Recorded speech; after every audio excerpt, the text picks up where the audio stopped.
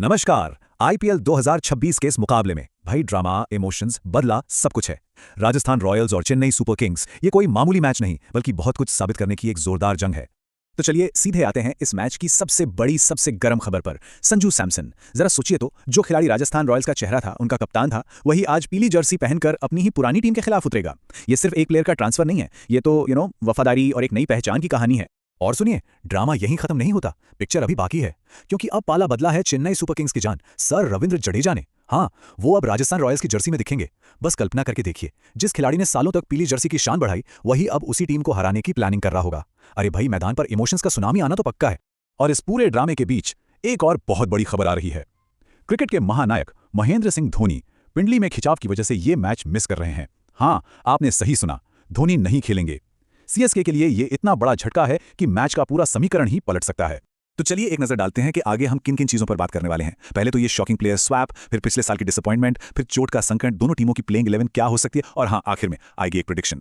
तो सबसे पहले बात करते हैं इस चौंकाने वाली अदला बदली की। देखिए, ये सिर्फ दो प्लेयर्स का एक टीम से दूसरी टीम में जाना नहीं है, ये तो दो दिग्गजों का अपनी ही लेगेसी, अपनी ही विरासत के खिलाफ खड़े होने जैसा है। संजू और जडेजा दोनों पर आज सिर्फ रन बनाने या विकेट लेने का प्रेशर नहीं होगा, प्रेशर ये साबित करने का भी होगा कि उनका फैसला सही था। अब इस मैच में एक और लेयर जोड़ते हैं, पिछले सीजन की कहानी।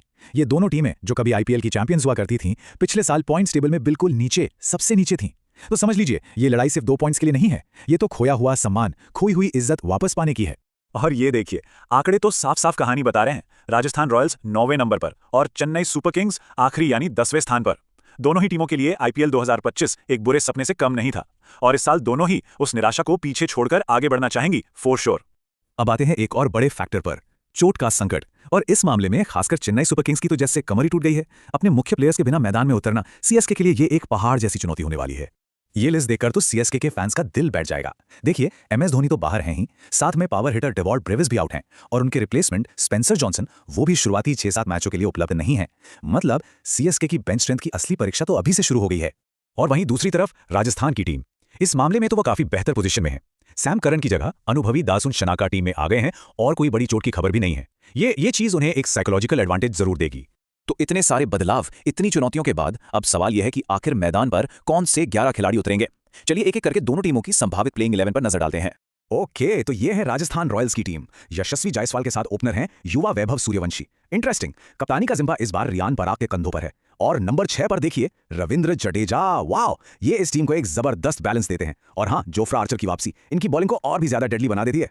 अब बात करते हैं चेन्नई की। यहां तो संजू सैमसन और कप्तान ऋतुराज गायकवाड़ की एक बिल्कुल नई और एक्सप्लोसिव ओपनिंग जोड़ी देखने को मिलेगी। लेकिन धोनी और ब्रेविस के बिना इनका मिडिल ऑर्डर थोड़ा इनएक्सपीरियंस सा लग रहा है। और नंबर 4 पर कौन खेलेगा, ये एक बहुत बड़ा सवाल है। बॉलिंग की जिम्मेदारी मैट हेनरी और खलील अहमद पर रहेगी। तो ठीक है, ड्रामा की बात हो गई, टीम्स की बात हो गई, अब चलते हैं थोड़ा डेटा की दुनिया में। देखते हैं कि आंकड़े यानी स्टैट्स और हिस्ट्री क्या कहानी बताते हैं। रीसेंट फॉर्म की बात करें तो पिछले 5 मैचों में राजस्थान रॉयल्स का पलड़ा साफ तौर पर भारी है। आरआर ने 4 जीते हैं और सीएसके ने सिर्फ 1। इससे साफ पता चलता है कि हाल के दिनों में आरआर ने सीएसके पर अपना दबदबा बनाया है। लेकिन रुकिए, अगर हम ओवरऑल पिक्चर देखें, पूरी कहानी देखें, तो मुकाबला बिल्कुल कांटे का है, एकदम नेक टू नेक।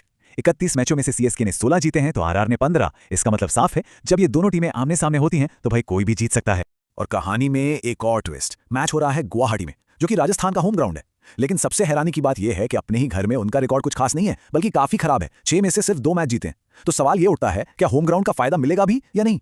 अगर पिच की मिजाज को समझे तो यहां पर पहले बैटिंग करने वाली टीम को थोड़ा सा हल्का सा एडवांटेज मिलता है। तो यह हो सकता है कि जो भी कप्तान टॉस जीतेगा वो पहले बैटिंग करना पसंद करे।